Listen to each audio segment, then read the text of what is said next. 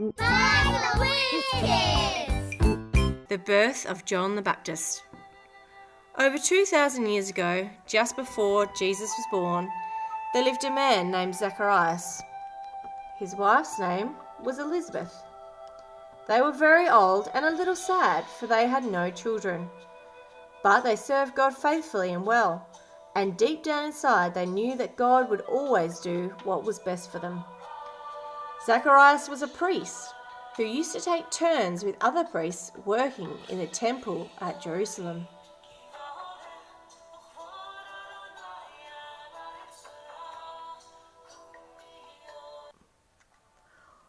One day it was his duty to burn incense on the altar of incense. The sweet smelling perfume rising from the altar reminded all the people of prayer, which goes up to God and brings him happiness. So while the incense burned inside the temple, the people gathered outside to pray. Zacharias prayed as well. Suddenly, an angel of the Lord appeared to him. Zacharias was terribly afraid.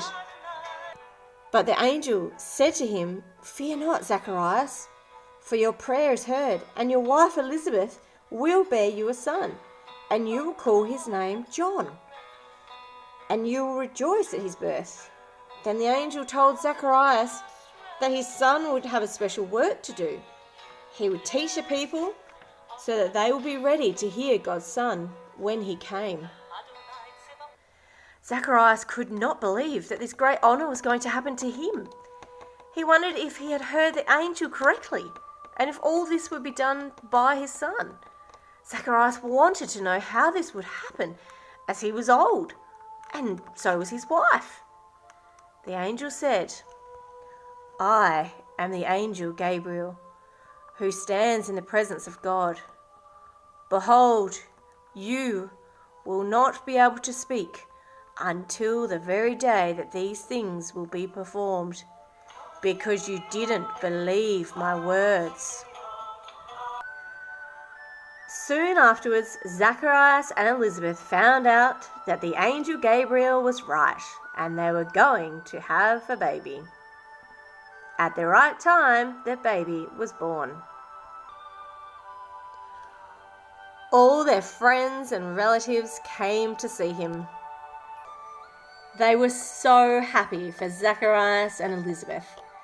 When he was 8 days old, it was time to name the baby. "Oh, Elizabeth, what do you think you'll call this darling little baby?" "Yes, we call him Zacharias, like his father." Yes, Zacharias, that's a good name, good family name." "Oh, no, not so. We think we're going to call him John." "Oh, John. Well, that's a different name. It's not even a part of the family." "Yes, I haven't heard of the name John before." "Why don't we ask his father then?" Zacharias still could not speak. They had to bring him something to write on. To everyone's surprise, he wrote, "His name is John." As soon as he had finished writing, Zacharias found that he could speak again. "I can speak! Oh, praise be to God!" He praised God for the wonderful things he had done. Then he spoke to them all of the special work that John would do when he grew up.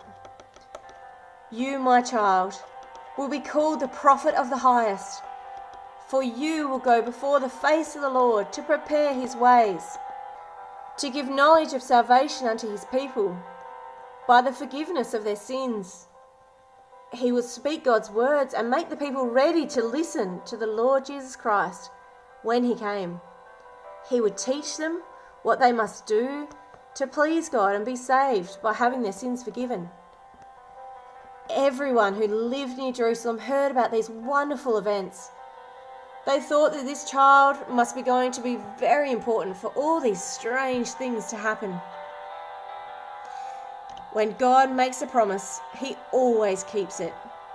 He has made many wonderful promises, and we can believe them all, knowing that He will do just what He says. God's plan always comes to pass.